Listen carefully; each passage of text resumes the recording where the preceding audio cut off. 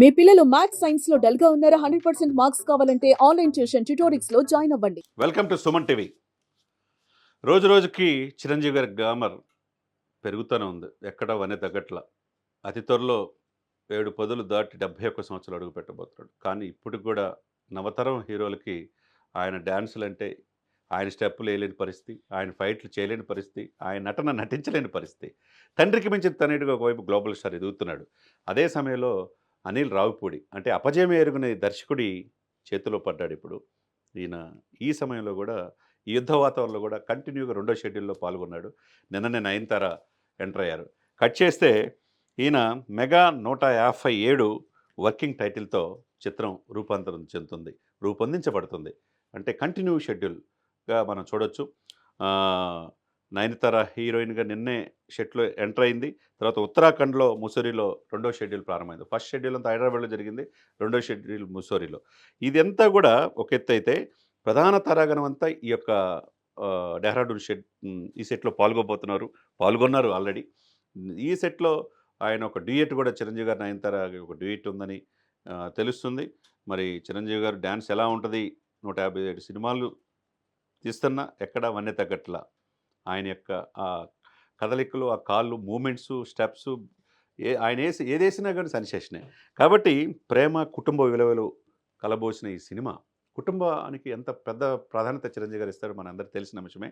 అటువంటి చిరంజీవి గారు ఈ డెహ్రాడూన్, ముసోరిలో పరిసర ప్రాంతాలు ఈ రెండవ షెడ్యూల్లోనే దాదాపు సినిమా 50% పూర్తవుతుందని చెప్పి తెలుస్తుంది. నయనతార గారు నిన్న ఎంటర్ అయ్యారు. వాళ్ళిద్దరి మధ్య కాంబినేషన్ నెక్స్ట్ లెవెల్లో ఉంటుందనేది సినిమా పరిశ్రమ, సినిమా ప్రేమికులు అందరూ కూడా చెప్తున్నారు. దీనికి అందులో వీళ్ళ కూతురు కొనిదెల సుష్మిత, తర్వాత సాహు గార్పాటి ఇద్దరు కలిసి సినిమా నిర్మిస్తున్నారు. తర్వాత సంగీతం భీమ్స్ ఇస్తున్నాడు.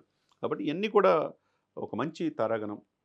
తారాగణంలో సినిమా తీసే ఈ ఒక సిబ్బంది కూడా అనిల్ రావిపూడి సిబ్బంది మొత్తం ఆల్మోస్ట్ 99% చిరంజీవి గారి అభిమానులే. చిరంజీవి గారు చూస్తా పెరిగిన వాళ్ళే.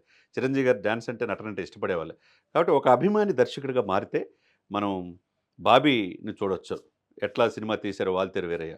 ఒక అభిమాని దర్శకుడిగా మారితే అతని ఫ్యామిలీలో ఒక సినిమా చూసి ఈ జీవితాన్ని చాలు చనిపోదాం అనుకున్న ఆ బాబీ ఈరోజు పవన్ కళ్యాణ్తో సినిమా తీశాడు, జూనియర్ ఎన్టీఆర్ది తీశాడు, మళ్ళీ చిరంజీవి గారితో తీసి చిరంజీవి గారి నుంచి ఏమి కావాలో నవరసాలు పండింపజేశాడు. మరి అటువంటి వాల్తేరు వీరయ్యకి మించి అనిల్ రావిపూడి తీసే ఈ సినిమాలో నెక్స్ట్ సంక్రాంతికి జనవరి 14 కూడా రిలీజ్ డేట్ కూడా ఫిక్స్ చేశారు. శరవేగంగా షూటింగ్ అయిపోయింది, ప్రారంభమైంది. మరి రెండో షెడ్యూల్ కూడా పూర్తిగా వస్తుంది. చిరంజీవి గారి నుంచి ఏదైతే అభిమానులు మిస్ అవుతున్నారో, ఏదైతే కావాలనుకుంటున్నారో, ఒకవైపు విశ్వంబర సినిమా షూటింగ్ అయిపోయింది, అది కూడా రిలీజ్కి రెడీగా ఉంది. కాబట్టి నెక్స్ట్ కొత్త సంవత్సరంలో 2024 అన్నీ కూడా కుటుంబంలో పద్మ విభూషణ్ అయిపోయి చూసాం.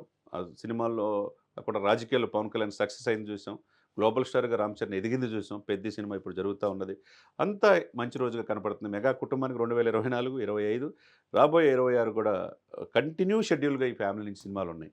అయితే వీళ్ళందరికీ కారణం ఎవరంటే చెట్టు చిరంజీవి. ఆ చెట్టు చిరంజీవి అయితే భవిత బంగారమే.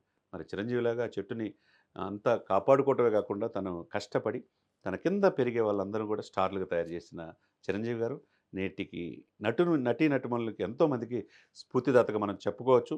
ఎక్కడ కూడా విమర్శించిన వాళ్ళు కూడా ప్రతి విమర్శ చేయడు ఆయన. చెడు చెవిలో చెప్పండి, మంచి 10 మందికి చెప్పండి అనే నినాదంతో ముందుకెళ్ళే వ్యక్తి. ఒకవైపు సేవా ఇదితో అభిమానుల్ని ఒక బ్లడ్ బ్యాంకు, ఐ బ్యాంకు పెట్టడం కాకుండా ఎక్కడ యుద్ధ వాతావరణం వచ్చినా దాంట్లో కార్యక్రమాలు, సేవా కార్యక్రమాల్లో పాల్గొనేటట్టు చేసిన ఏకైక నటుడిగా మనం చిరంజీవి గారిని చెప్పుకోవచ్చు. కాబట్టి ఈ మెగా 157 వర్కింగ్ టైటిల్తో వచ్చే ఈ సినిమా సక్సెస్గా చరిత్రలో నిలిచిపోతుందని చెప్పడంలో ఎటువంటి అతిశయోక్తి లేదు.